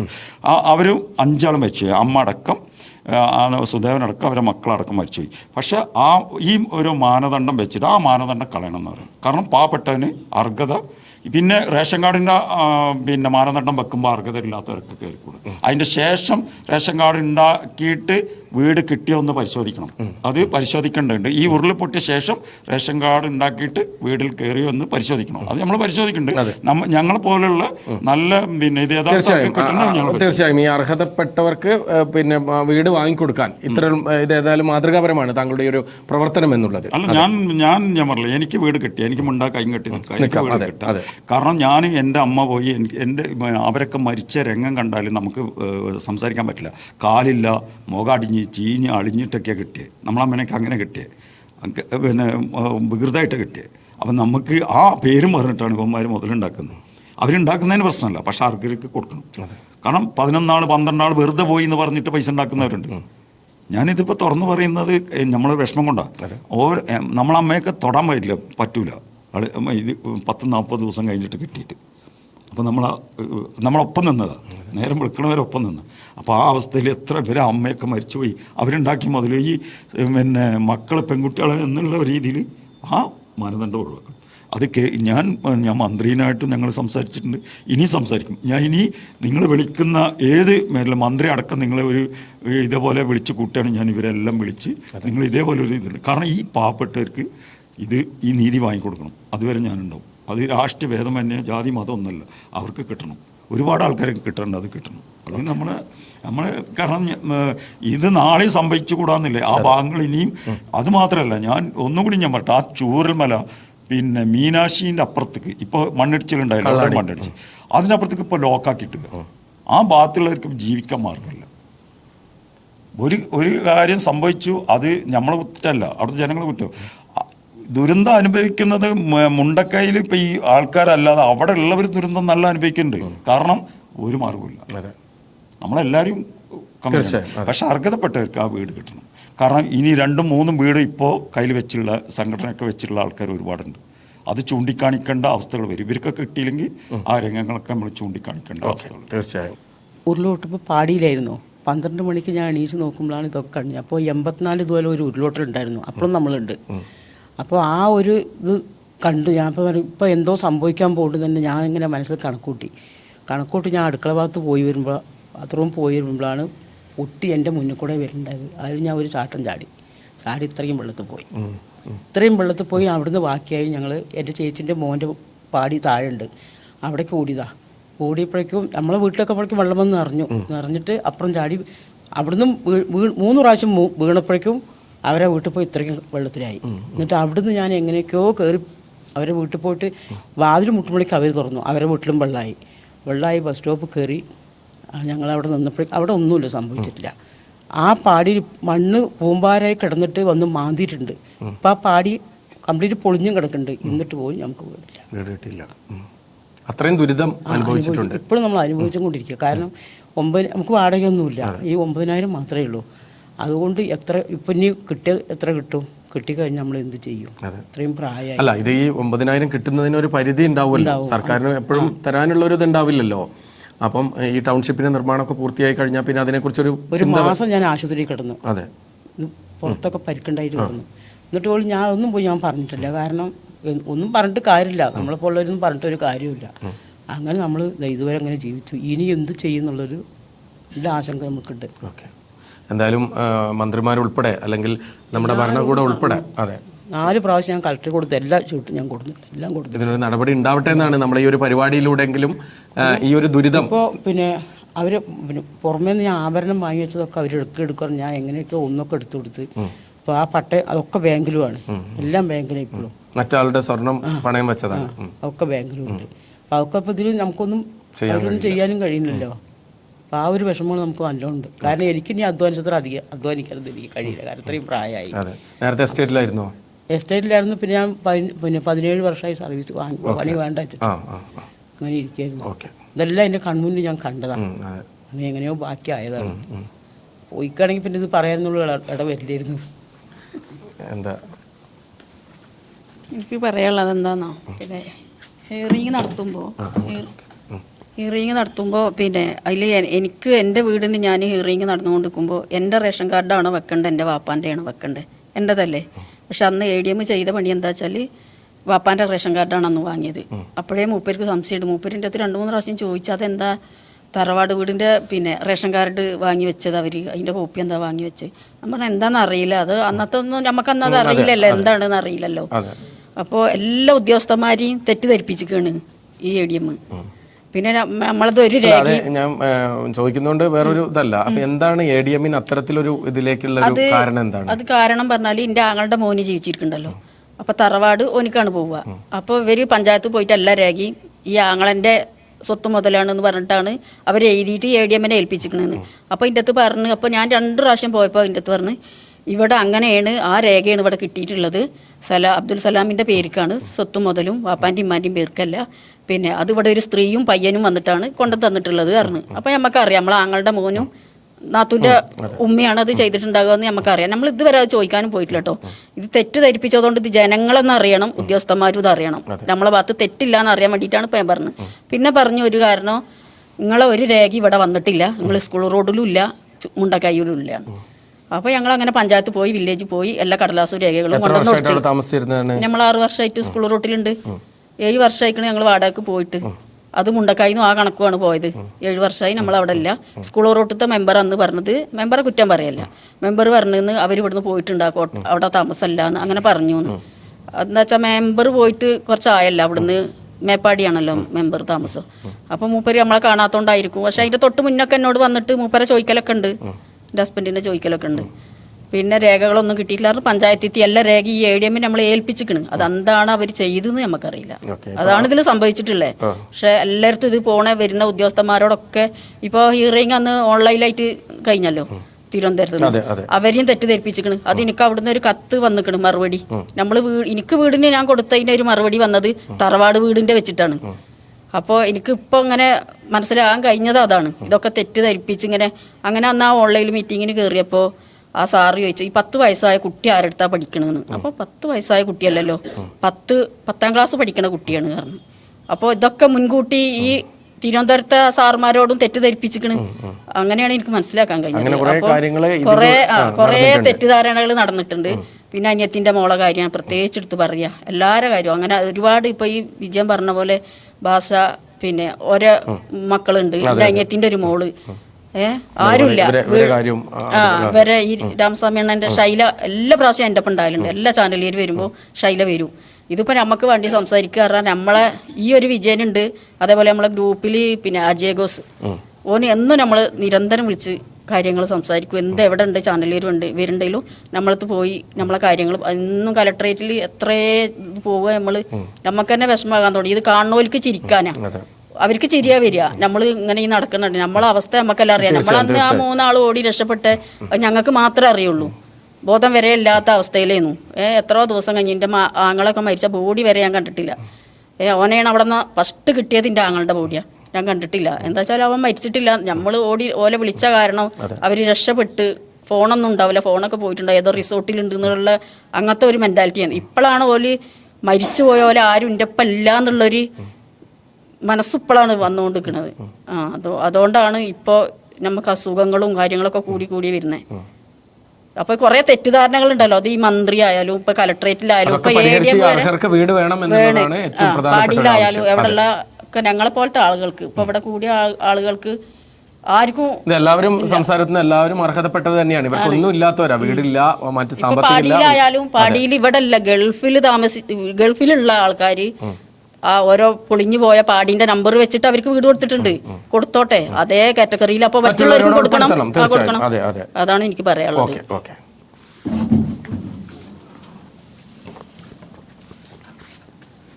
ഇപ്പോൾ നമ്മളെ വിജയേട്ടൻ സൂചിപ്പിച്ച പോലെ തന്നെയാണ്.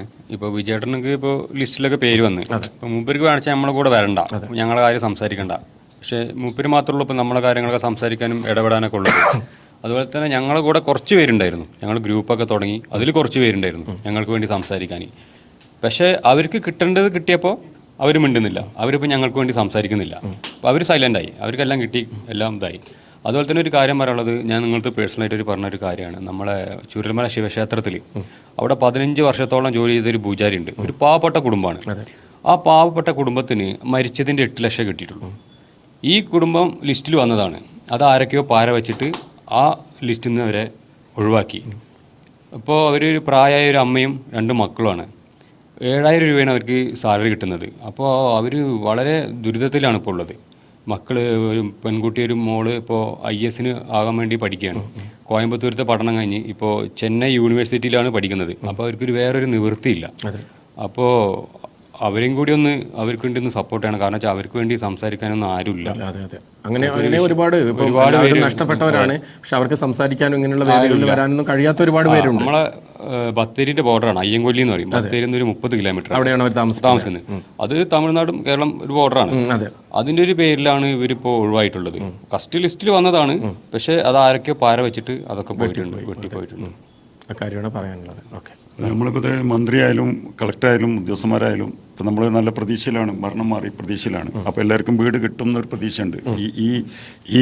പിന്നെ ഇപ്പോൾ സർവേയും കാര്യങ്ങളൊക്കെ ആയിട്ട് ഇപ്പം അതും പിന്നെ സർവേ എടുക്കുന്നുണ്ട്, നല്ല രീതിയിൽ എടുക്കുന്നത്. ഞാൻ ഉദ്യോഗസ്ഥന്മാരായിട്ട് ബന്ധപ്പെട്ടിരുന്നു. അപ്പോൾ അതിൽ ബാഹ്യശക്തികളെ ഇടപെടൽ വേണ്ടെന്ന് പറഞ്ഞു. ഈ സംസാരിച്ചതിൽ നിന്ന് കൂടുതലും ബാഹ്യശക്തികളുടെ ഇടപെടലാണ് ഇപ്പോൾ മനസ്സിലാവുന്നത്. അല്ല, ഈ സർവേയിൽ അത് വേണ്ടെന്ന് ഞങ്ങൾ ജനങ്ങൾ തീരുമാനിച്ചു. ജനങ്ങളിപ്പോൾ ഇവിടെ വരേണ്ട ഒരു 5-8 ആളെ ഒപ്പം വിട്ടിട്ടുണ്ട്. കാരണം ബാഹ്യശക്തികൾ വേണ്ട, അവനാൻ്റെ വീട് അവനാ കാണിച്ചു കൊടുക്കുന്നത്. ഇനി വരാൻ പറ്റാത്ത ആൾക്കാരെ വീടുകൾ പറഞ്ഞു പറഞ്ഞിട്ട് ലിസ്റ്റ് വരാത്തുണ്ടെങ്കിൽ അപ്പം തന്നെ കൊടുക്കുക. നമുക്ക് കളക്ടറത്ത് പോവുക, ലിസ്റ്റ് ഇല്ലെങ്കിൽ കൊടുക്കുക.